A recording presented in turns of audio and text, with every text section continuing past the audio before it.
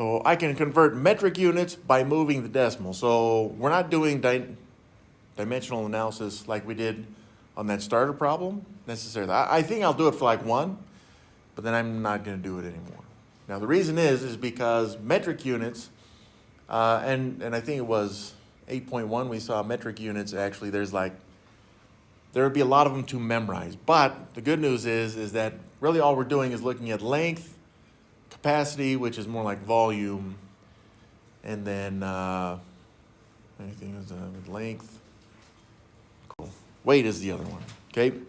And now there's different types, but they're all based on decimal values. They're all base 10, which means if you can just move the decimal and know where you need to move the decimal, then you're good. Now the good news is that as long as you have the base units for length, weight, and volume, which would be length, grams, and liters, then you're in pretty good shape here. But you don't have to memorize this stuff, okay? So converting with metric units, you've got kilos here, hectos, I'm going from left to right, hectos, deca, and deci. That's kind of the one that I get mixed up. Like I forget I forget that deca is DA, whether it's decameters or decaliters or decagrams kind of thing, okay? Yeah, I know, right? And it's neither have I. I almost only use this strictly for this class, this deca stuff. If you went out in the world and were like, what's a decameter? Maybe outside of the U.S. they would know, but in the U.S. most people don't know that. Deci maybe, and then centi, and then millis is a little bit more common. Hectos are not very common. So you get kilos, you got the base units, deci units, centi units, and milli units, and that's about how it goes, okay? So, if you were to look at length, weight, and capacity, milli is like taking the base unit. Now remember, base unit means that there's just one of them. Milli would mean that, well, I guess it'd be like what it's showing here, right? 1,000 milliliters is 1 liter. You need 1,000 of these in order to make one of these. Oh, that's supposed to centi instead of senate because typing's hard for Mr. Sell. So change that spelling. But it takes 100 of these. This would be cent, which is 100th. So it takes 100 of these to make one of these. Deci is 10th. So it takes 10 of these to make one of these. Deca, though, now it makes 10 of these. Okay, so if you get 10 of these, it makes a deca. If you have 100 of them, it would be a hecto, and then 1,000 is a kilo. Now, there may be some of these types of units that you already knew that for. For example, some people, again, this is just because of how common it is. It takes 1,000 grams to make 1 kilogram. Again, that's 1,000 of these to make 1 of these. 100 of these to make 1 of these, okay? So again, this would be, it takes 100 centimeters to make 1 meter. These are very common ones, again. Again, you're noticing perhaps that you don't see the hectos or the decas or even some decis in there, right? You see some centimeters, millimeters, just meters, kilometers, kilograms, and milliliters. Yep. Those are kind of the most common ones there. So in terms of decimals, let's go back to this one. So this deci is 1/10 of the base. We're going to base everything off the base unit. So that'd be 1/10. It takes 100 of the centis to make 1 of the base units. And then it takes 1,000 of the millis to make 1 of the base units. Okay, so everything to the right of the base units is decimals. It's like this would be 1/10, and then this would be 100th, and then this would be 1,000th right here, which means everything to the left is 10 of the base units. So this would be 10 base units. Hectos 100 base units, and kilos 1,000 base units. Like I said, I'm going to be using, I'm going to use dimensional analysis on this one, and then I'm just going to use what we said in the objective, where I'm just going to move the decimal, okay? So this is saying convert 6 millimeters to meters. Here's millimeters, here's meters, right here. So, well, let's start with the dimensional analysis, okay? So it's 6 millimeters. And we make it over 1.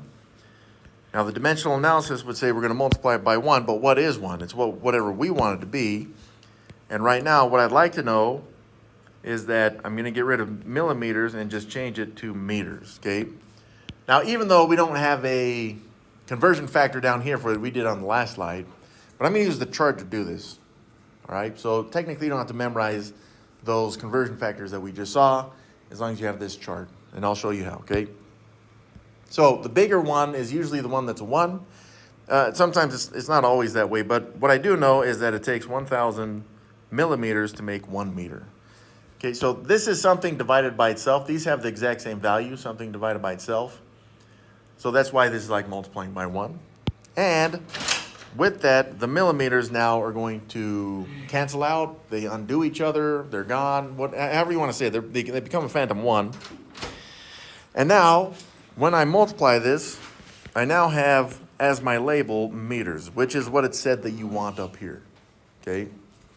All right, well, that's good because now with the multiplication, I'm going to have a fraction. In the numerator, I'd have 6 times 1, which is 6. In the denominator, 1 times 1,000, which is 1,000. And then you can simplify the fraction, but what I would really like to see here probably is the decimal. So 6 1,000ths would be tenths, hundredths, 6 of the thousandths. Okay? Now, that would be dimensional analysis, which I'm not going to do again in this lesson. Not because you probably hate it, but because it's more work than it needs to be in metric units.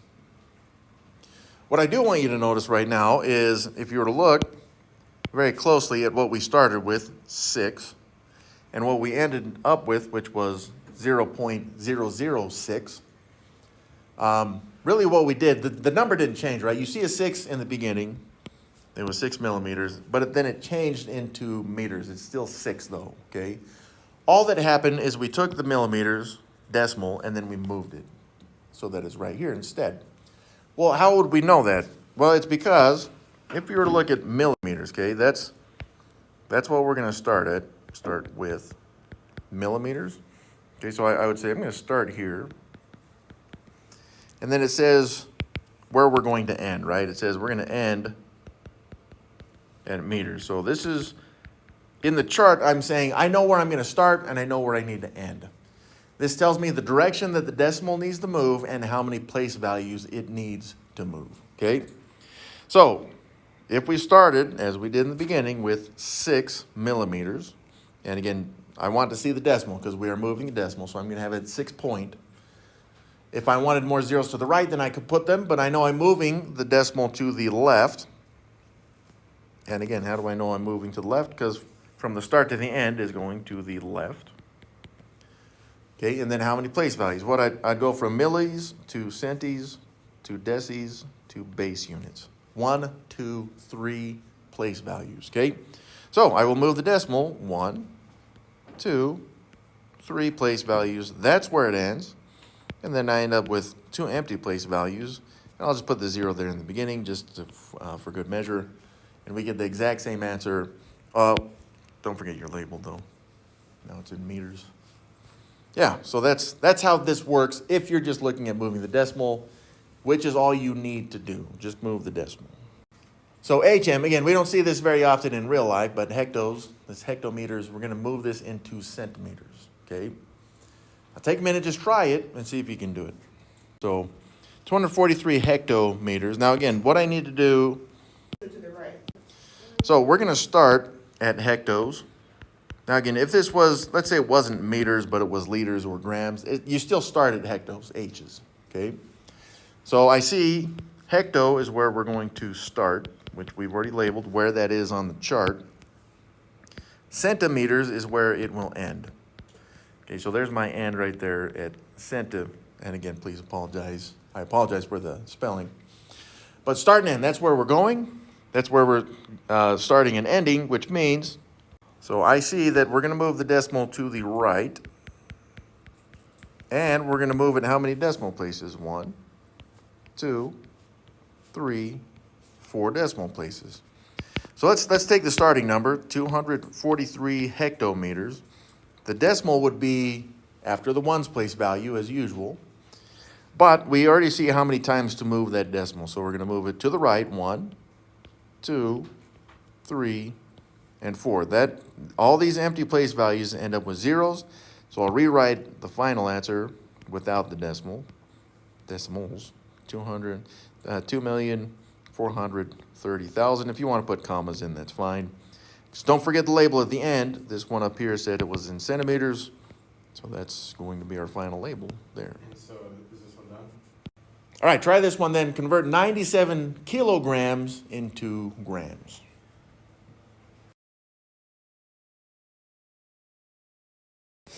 All right, now, once again, we're going from start to end. So, this one's saying we're going to start at the kilos. So, this is where we're going to start. Now, this is grams, but it doesn't matter if it were liters or meters, right? This is where we're going to start. The grams, that's the base unit. That's where we're going to end. So, the base units here is where we will end. Once again, start and end tells us the start there is kilo, and the end is to the right. So, we're going to move the decimal to the right. And we're going to move it 1, 2, 3 place values to the right, okay? So we go back, we take the 97. I'll do that up here, 97. Again, the decimal, you don't see it in the beginning there, but it's always after the ones place value, unless they show it somewhere else. Well, it should be after the ones anyway. It's always after the ones.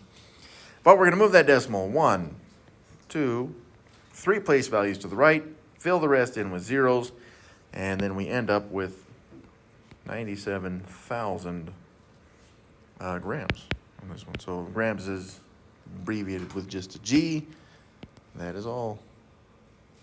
Start and end, and then how many times do you move it, right? So let's say it was from kilos to decigrams in this case. You would have just moved it 4 times. If it was centi, it would have been 5. Milli could be 6. And that's the maximum we ever do in this class is 6. 6 times. So let's do this one. This one has a decimal in it. It's going to change from grams, that's a base unit, into decagrams. That's the DA is decas. So here's my base units, here's decas, right? So for my start, we're going to start at grams, which is a base unit. Okay, so I'm going to start here at the base units. And then decagrams, DA, I'm working on it. That's where we're going to end. Okay, now the end, they're right next to each other on this one, okay? And that's all right that they are, but I see from start to end, this is going to go to the left this time, and it's just one individual place value. So with the decimal that we start with, which is 2,500.25, and that was in grams, we're going to move that decimal place value just once, okay? So that ends up being 250.025, and now the label has changed into decagrams. That's it. So, with liters on this one, that's what we're starting with. And liters, of course, is a base unit, so that's where we will start. We're going to end at M, which is milli. So that's where we will end on the chart. That is here with the millis. Okay, so I see from start to end, we're going to move the decimal to the right. How many place values is it going to be? From base to decis is 1. Deci to centi is 2. Centi to milli is 3 place values.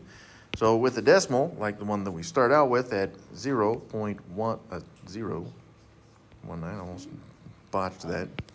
But we're going to move the decimal 1, 2, 3 times to the right, and we end up with 19. And now, again, if you want to show the decimal there, that's fine, but that's in milliliters specifically. And that's it. That's it. There's our objective now. So as long as you can, as long as you have that chart, which you will on exams and the final as well, you should be able to just move the decimal in metric units, okay? Now, next time I think we're going to be going from like metric to U.S. custom and then U.S. customary to metric as well. That will take some conversion factors. We can't just move decimals. But you see from this lesson, hopefully, the usefulness of metric units because it's just moving the decimal, whereas in the past, or with U.S. customary, it's just a matter of You have to have those conversion factors.